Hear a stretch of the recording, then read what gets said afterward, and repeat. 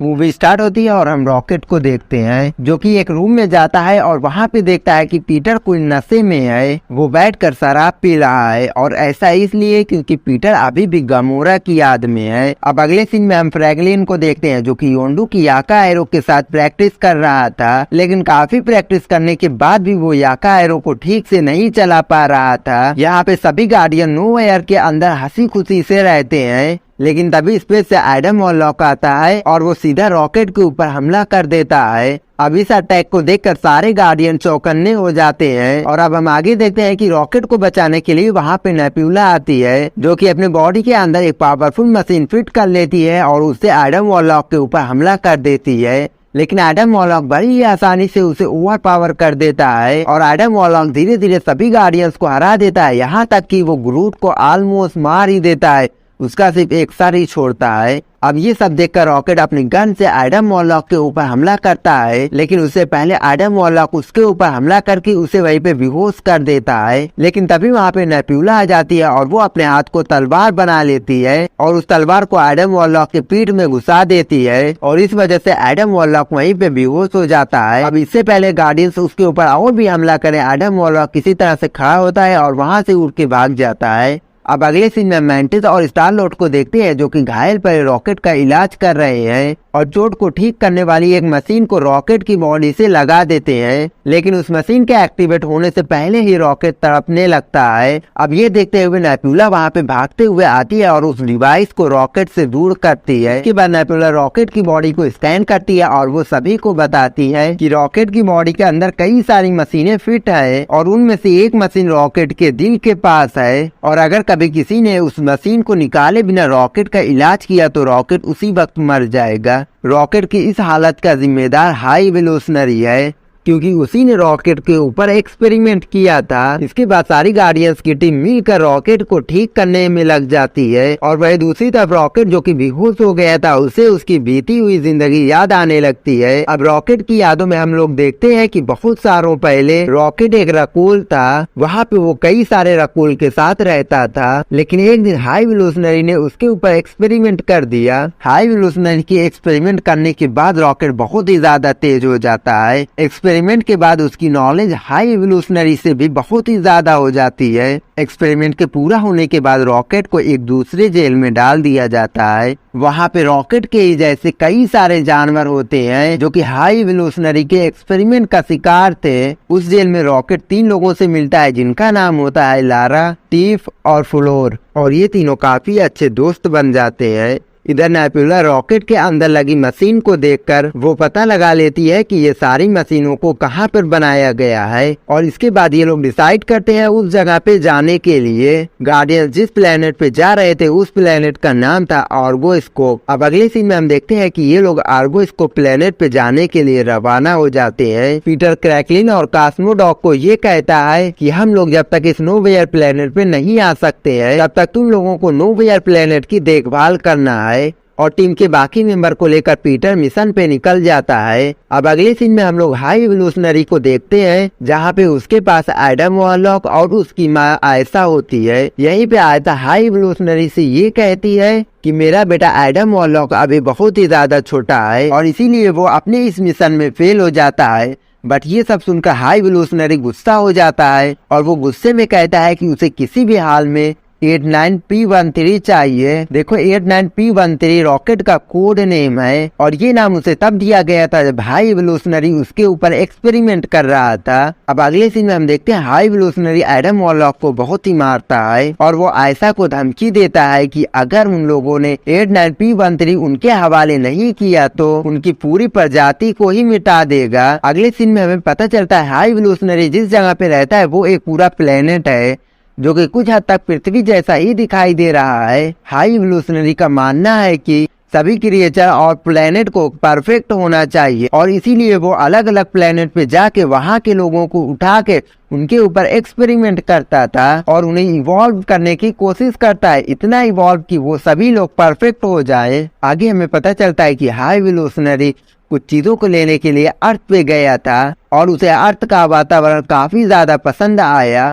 जिससे वो ये ठान लेता है कि वो अर्थ जैसा खुद का एक प्लेनेट बनाएगा जहाँ का वातावरण और घर सब कुछ एक पृथ्वी जैसा ही रहेगा। अब यहाँ पे गार्डियंस अपने शिप पे बैठकर उस प्लेनेट पे पहुँच जाते हैं और उस जगह पे पहुँचने के लिए गार्डियंस के पास रिवेंजर्स आ जाते हैं और उनमें से एक गामोरा भी होती है। अब अगले सीन में हमें रॉकेट की एक बार फिर से मेमोरी दिखती है। रॉकेट की यादों में हम लोग देखते हैं कि हाई एवोल्यूशनरी ने अब तक जितने लोगों पे एक्सपेरिमेंट किया है उन सभी में से रॉकेट सबसे ज्यादा इंटेलिजेंट और बेहतर है। यही भी हाई एवोल्यूशनरी रॉकेट के दिमाग का एक्सपेरिमेंट करता है। वो चेक कर रहा था कि रॉकेट का दिमाग कितने ज्यादा तेज है और उस टेस्ट में पता चलता है कि रॉकेट हाई एवोल्यूशनरी से भी ज्यादा इंटेलिजेंट है। इसके बाद रॉकेट को कॉन्करर अर्थ दिखाता है। असल में कॉन्करर अर्थ वही है जिसपे हाई एवोल्यूशनरी का सपना है कि वो उस अर्थ को अपने रियल अर्थ जैसा बना दे। अब यहाँ पे रॉकेट एक रॉकेट को उड़ता हुआ देखता है और वो हाई एवोल्यूशनरी से पूछता है कि ये क्या है।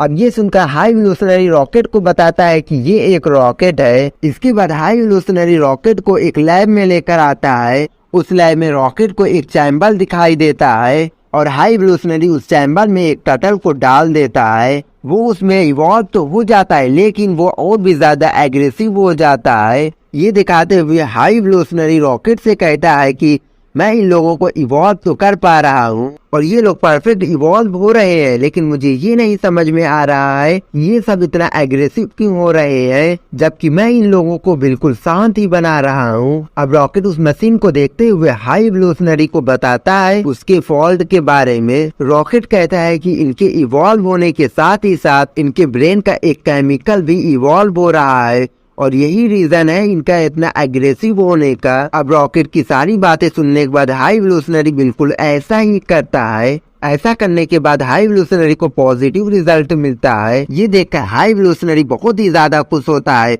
और वो अपने साथियों से कहता है कि उसे 89P13 का दिमाग चाहिए क्योंकि जो दिमाग रॉकेट के पास है वैसा दिमाग हाई एवोल्यूशनरी के पास भी नहीं है। और ये देखकर वो बहुत ही ज्यादा गुस्सा होता है और ये कहता है कि उसने ये रॉकेट को बनाया है और वो कैसे इससे ज्यादा इंटेलिजेंट हो जाता है। ये देखकर हाई एवोल्यूशनरी अपने साथियों से कहता है कि कल तुम लोग इसे मार के इसका दिमाग निकाल लेना और उसके दिमाग से मैं ऐसे कई सारे क्रिएचर को बनाऊंगा और उनके रहने के लिए मैं एक नई दुनिया बनाऊंगा। तुम लोग रॉकेट को मार के उसका दिमाग निकाल लेना और उसके साथी भी हमारे किसी काम के नहीं है और उन्हें भी खत्म कर देना। अब इसके बाद रॉकेट को वापस से जेल में बंद कर दिया जाता है। वो जेल में आने के बाद अपने साथियों से बताता है कि कल सुबह तक उन सभी लोगों को मार दिया जाएगा और इसीलिए उन्हें किसी भी हाल में यहाँ से निकलना होगा और बाहर जो स्पेसशिप रखे हुए हैं उनमें बैठकर यहाँ से बाहर जाना होगा। इसके बाद रॉकेट छोटी छोटी चीजों को इकट्ठा करता है और उन्हें मिलाकर एक चाबी को बना लेता है और वो किसी तरीके से अपने जेल का गेट खोल देता है और वहां से बाहर चला जाता है। बाहर जाने के बाद वो उनका भी गेट खोल देता है लेकिन तभी वहाँ पे हाई एवोल्यूशनरी आ जाता है और वो लाइला के ऊपर गोली चला देता है और वो वहीं पे मारा जाता है। हाई एवोल्यूशनरी रॉकेट से कहता है कि मैं जानता था कि तुम यहाँ से भागने की कोशिश जरूर करोगे। हाई एवोल्यूशनरी रॉकेट से कहता है कि अगर अभी अभी तुमने जेल में नहीं गए तो मैं तुम्हारे सभी साथियों को मार दूंगा और साथ ही साथ तुम्हें भी मार दूंगा और तुम्हारा दिमाग निकाल लूंगा। अब ये सब देखा और सुनकर के रॉकेट को बहुत ही ज्यादा गुस्सा आ जाता है और वो हाई एवोल्यूशनरी के ऊपर अटैक कर देता है और उसे मार के वहां से भाग जाता है और हाई एवोल्यूशनरी बहुत ही ज्यादा जख्मी हो जाता है। फ्लैशबैक खत्म होता है और हम अगले सीन में देखते हैं गार्डियंस के सभी मेंबर गामोरा के साथ मिलकर आर्कोस्कोप प्लेनेट के अंदर चले जाते हैं और इसी के बीच में वो वहां पे पहुंच जाते हैं जहां पे रॉकेट की सभी फाइल रखी हुई थी और वो वहां से रॉकेट का सारा डेटा निकाल लेते हैं। अब वो लोग अपने शिप के अंदर आने के बाद रॉकेट की फाइल को ओपन करते हैं और वो लोग देखते हैं। इसके बाद गामोरा रॉकेट की फाइल को स्कैन करती है और पता लगाती है कि रॉकेट के साथ क्या हुआ है। इसके बाद जो रॉकेट की स्टोरी हमने देखी है वही सारी स्टोरी गार्डियंस को दिखाई जाती है। अब गार्डियंस के सारे टीम ये जान जाते हैं कि हाई एवोल्यूशनरी ने रॉकेट के साथ बहुत ही बुरा किया है। यहीं पे नेबुला कहती है कि रॉकेट के साथ जितना भी अत्याचार हुआ है उतना अत्याचार थैनोस ने भी उसके साथ कभी नहीं किया है। यहीं पे हमें पता चलता है कि रॉकेट के दिल के अंदर जो मशीन है उसे एक कोड डाल के निकाला जा सकता है, लेकिन वो कोड क्या है वो गार्डियंस को पता नहीं चल पाता है। असल में हाई एवोल्यूशनरी ने रॉकेट की फाइल के अंदर से उस डेटा को मिटा दिया था, लेकिन गार्डियंस ने पता लगा लिया था कि वो कोड किसके पास है और उसे किसने मिटाया था। यहाँ पे स्टार लॉर्ड ये फैसला करता है कि वो लोग हाई एवोल्यूशनरी के पास जाएंगे और वहाँ से उसके आदमी के पास से वो कोड लेकर आएंगे, लेकिन गामोरा ऐसा करने से मना कर देती है और वो कहती है कि वो आदमी इस वक्त हाई एवोल्यूशनरी के पास है और अगर ये लोग हाई एवोल्यूशनरी के पास जाएंगे तो ये सारे लोग मारे जाएंगे, और इसलिए गामोरा इन लोगों के साथ जाने के लिए मना कर देती है और वो अपने एक साथी को लोकेशन भेजती है अपना। लेकिन अगले सीन में हम देखते हैं कि उसके साथी को आयशा और एडम वॉरलॉक पकड़ लिए हैं, और जैसे ही गामोरा उनके पास लोकेशन भेजती है आयशा और एडम वॉरलॉक को भी पता चल जाता है और अब ये लोग गार्डियंस को पकड़ने के लिए उनके पीछे जाते हैं। इधर ये लोग जैसे ही हाई एवोल्यूशनरी के पास पहुंचे, हाई एवोल्यूशनरी इनसे बताता है कि वो सभी को यहाँ पे मार देगा और वो 89P13 को किडनैप कर लेगा। असल में ये सारा प्लान हाई एवोल्यूशनरी का था। गार्डियंस यहाँ पे इसीलिए आए हैं कि वो अपने प्लान के हिसाब से उन्हें यहाँ पे बुलाया है। हाई एवोल्यूशनरी अपने साथियों को ऑर्डर देता है, गार्डियंस की टीम में 89P13 है, उसे वहां से लेकर आओ क्योंकि वो उनके दिमाग से एक नए प्लेनेट को जन्म देगा। इसके बाद हाई एवोल्यूशनरी अपने साथियों से कहता है कि वो शिप को इस प्लेनेट से बाहर निकाले और इस प्लेनेट को डिस्ट्रॉय कर दे। ऑर्डर मिलने के बाद ये लोग ऐसा ही करते हैं, वो शिप को उड़ाने लगते हैं और प्लेनेट को धीरे धीरे करके डिस्ट्रॉय करने लगते हैं।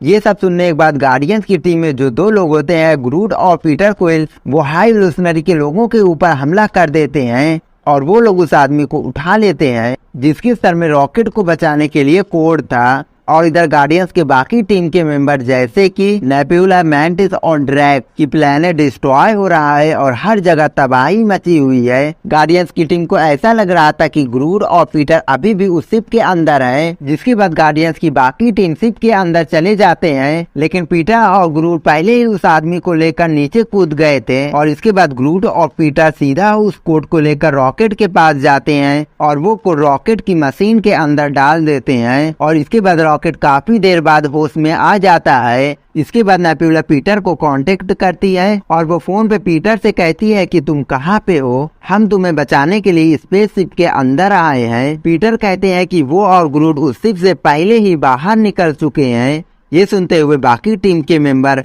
उस स्पेसशिप से बाहर निकलने की कोशिश करते हैं, लेकिन तभी वहाँ पे हाई एवोल्यूशनरी आ जाता है और वहीं पे उन लोगों को कैद कर देता है। कैद होने के बाद वहाँ पे गार्डियंस के टीम के मेंबर देखते हैं कि वहाँ पे बहुत सारे छोटे छोटे बच्चों को और बहुत सारे क्रिएचर को कैद करके रखा हुआ है। अब ये सब देखने के बाद वो सब डिसाइड करते हैं कि ये लोग यहाँ से अकेले नहीं जाएंगे, यहाँ से इन सभी लोगों को अपने साथ लेकर जाएंगे। और इधर पीटर, रॉकेट, ग्रूट और गामोरा ये डिसाइड करते हैं कि ये लोग जाके उन लोगों को बचाएंगे। रास्ते में पीटर क्रैकलिन से कहता है कि वो पूरे नोवेयर प्लेनेट के लोगों को अपने साथ उसकी बताई हुई लोकेशन पे लेकर चला आए। अब अगले सीन में हम देखते हैं क्रैकलिन पूरे नोवेयर प्लेनेट के लोगों को लेकर हाई एवोल्यूशनरी के शिप के पास लेकर जाता है। अंदर आने के बाद हाई एवोल्यूशनरी की टीम के साथ गार्डियंस की बहुत ही खतरनाक लड़ाई शुरू होती है, लेकिन एक काफी लंबी लड़ाई के बाद वो सभी मिलकर हाई एवोल्यूशनरी को हरा देते हैं और उनके साथियों को भी। इसके बाद गार्डियंस की टीम रॉकेट से कहते हैं कि वो हाई एवोल्यूशनरी को मार डाले, पर रॉकेट ऐसा करने से मना कर देता है। वो कहता है कि मैं इन लोगों के जैसे नहीं हूँ।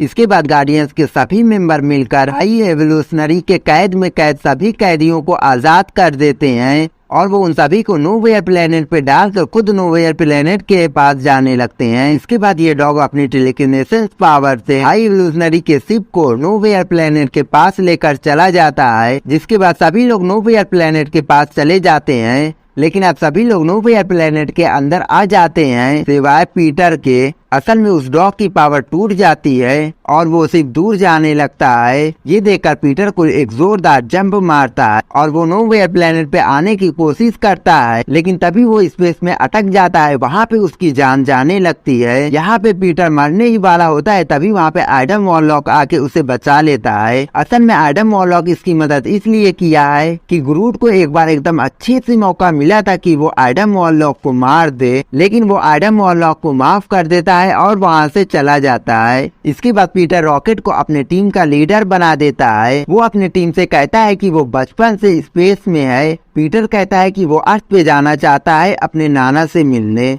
और इसलिए वो अपनी टीम से कुछ समय के लिए ब्रेक ले रहा है। और गामोरा भी रिवेंजर्स के पास चली जाती है और मैंटिस भी डिसाइड करती है कि उसे भी अपने सफर पे निकलना होगा। वो कहती है कि वो बचपन से ईगो की बात मानती आई है और अब गार्डियंस की बात। वो कहती है कि वो भी कुछ समय के लिए ब्रेक लेना चाहती है और बाकी के जो टीम मेंबर बचे थे उन सभी को लेकर रॉकेट एक नई टीम बनाता है और इनकी नई टीम में एडम वॉरलॉक भी होता है। यानी कि अब इनकी टीम पहले से और भी ज्यादा पावरफुल हो जाती है। और इसी के साथ ये मूवी यहीं पे खत्म हो जाती है। तो लाइक मारो अब।